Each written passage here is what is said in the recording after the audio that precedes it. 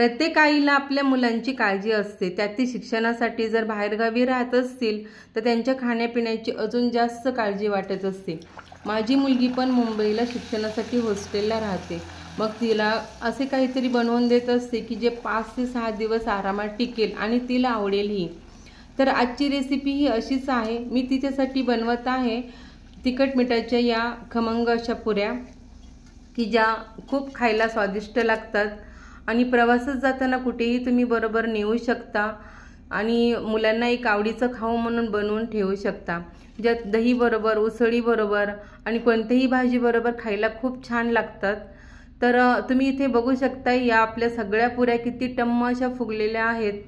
जेवढ्या टम्म आहेत तेवढ्याच खायला पण खूप स्वादिष्ट आहेत, एकदम खुसखुशीत लागतात, खमंग लागतात आणि तेलकट अजिबात होत नाहीत।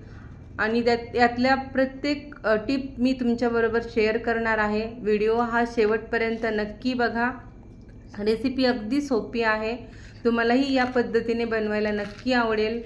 तर चला तर मग आजच्या रेसिपीला सुरुवात करूयात। नमस्कार, मी आहे वर्षा आणि वर्षा's केक्स अँड आर्ट्समध्ये तुम्हा सर्वांचं मनापासून स्वागत। आज आपण बनवणार आहोत खमंग खुसखुशीत अशा तिखट मिठाच्या पुऱ्या। त्यासाठी मी सुरुवातीला जिरे आणि ओव्याची पूड बनवून घेणार आहे। तर इथे मी घेतलेले 1 चमचा जिरं आणि 1 चमचा ओवा आणि काही 7-8 लसणाच्या पाकळ्या, त्या आपल्या मिक्सरला बारीक करून घ्यायच्या आहेत। त्याची एकदम पूड होते। तर ही बघा आपलं त्याचं बारीक पेस्ट तयार झालेली आहे। आपण एका वाटीमध्ये काढून घेऊ आणि या पुऱ्या बनवण्यासाठी मी घेणार आहे इथं गव्हाचं पीठ। गव्हाचं पीठ सगळं चाळून व्यवस्थित घेतलेलं आहे। तर 2 कप गव्हाचं पीठ घेतलेले आहे मी इथं आणि यामध्ये घालणार आहोत आपण 1 चमचा बेसन पीठ, 1 चमचा आपण जे केलेलं होतं ओव्या जिऱ्याची पूड आणि 1 चमचा घेतलेले तीळ, छोटा चमचा घेतलेला आहे मी धनेची पूड आणि अर्धा चमचा घेतलेले हळद, 2 चमचे घेतलेले मी लाल तिखट।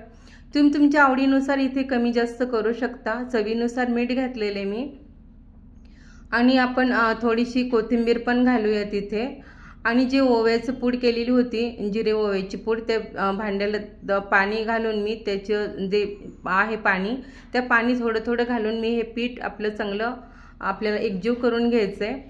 आणि पाणी एकदम जास्त घालायचं नाही, थोडं थोडंच पाणी घालायचं आहे। पुऱ्या बनवताना जे पीठ बनवायचं असतं ते पीठ आपल्याला घट्ट लागतं, चपातीच्या पिठापेक्षा हे पीठ घट्ट असतं आणि पीठ घट्ट ठेवलं तर पुऱ्या अजिबात तेलकट होत नाहीत। पण जर पीठ जर आपलं ही कणिक जर आपली जर ओली असेल, त्यात पाणी म्हणजे ओली असेल आणि पातळ जर बनवलं तुम्ही पीठ, तर आपल्या पुऱ्या ह्या तेलकट होतात आणि त्या अशा खुसखुशीत लागत नाहीत। तर पीठ आपलं हे घट्ट असावं। थोडं थोडं पीठ पाणी घालून मी हे पीठ चांगलं असा गोळा मऊसूत गोळा बनवलेला आहे आणि तुम्ही बघू शकता इथं, म्हणजे जास्त घट्ट पण नाही आणि जास्त पातळी पण नाही, पण चपातीच्या पिठापेक्षा आपल्याला कणकेपेक्षा जरा जास्त थोडंसं घट्ट हवं आहे। तर 1 चमचा तेलाचा हात घेऊन मी त्याला परत चोळून घेणार आहे आणि इथं आपल्याला हे पीठ चांगलं मळून घ्यायचं आहे। जेवढं आपण पीठ हे मळू तेवढ्या आपल्या पुऱ्या चांगल्या होतात, खुसखुशीत होतात।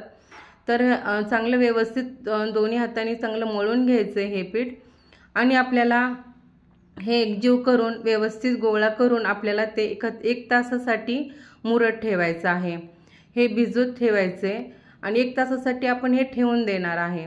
तर 1 तास आता झालेला आहे, तर आपण हे परत मळून घेऊया। 3 ते 4 मिनिटं मी परत पीठ मळत आहे, मळून घ्यायचं आहे चांगलं। जेवढं आपण मळू तेवढ्या पुऱ्या आपल्या छान होतात। तर हे बघा व्यवस्थित आपलं अजून चांगलं मळून घेतलेलं आहे मी इथं पीठ हे। तर त्याच्यानंतर आपल्याला जेवढ्या साईजच्या पुऱ्या करायच्या तेवढ्या आपल्याला साईजच्या गोळे बारीक बारीक गोळे करून घ्यायचे आहेत आणि तुम्ही लहान मोठे कसेही करू शकता। कोणी कोणी एकदम मोठी पोळी लाटून त्याच्या वाटीने पुऱ्या करतात, त्या पुऱ्या पण ठीक होतात, पण कुठे कुठे पातळ, कुठे कुठे जाड असं होतं कधी कधी।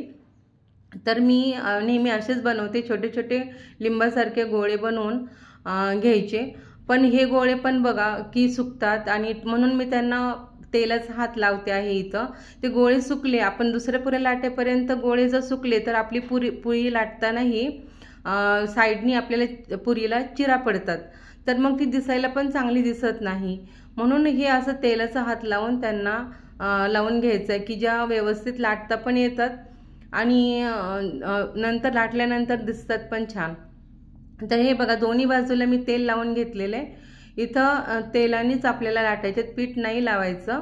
तर व्यवस्थित गोल लाटायची हलक्या हाताने, सगळीकडून व्यवस्थित झाली पाहिजे। तुम्ही इथे बघू शकता की साईडला सुद्धा आपली चिरत नाहीये, अजिबात पीठ चिरत नाहीये। 1 तास भिजलं की अजिबात साईडला पुरी चिरली जात नाही। हे बघा, आणि त्याचं एकदम पातळ पण नाही आणि जाड पण नाही, व्यवस्थित मध्यम अशा सगळ्या पुऱ्या मी एकदम लाटून घेतलेल्या तिथं। आणि एक नाही, सगळ्या पुऱ्या जेवढ्या झाले होते माझे गोळे तेवढ्या पुऱ्या मी इथं लाटून घेतलेल्या आहेत आणि कढईत तेल गरम करायला ठेवले पुऱ्या तळण्यासाठी। तर इथं आपल्याला सुरुवातीला तेल चांगलं गरम करून घ्यायचंय। इथे चेक करून घ्यायचंय की आपण थोडंसं कणिक त्यात टाकली की आपली ती लगेच वरती आली पाहिजे। आता चांगलं तेल गरम झालेलं आहे आणि या पुऱ्या मी तळून घेणार आहे।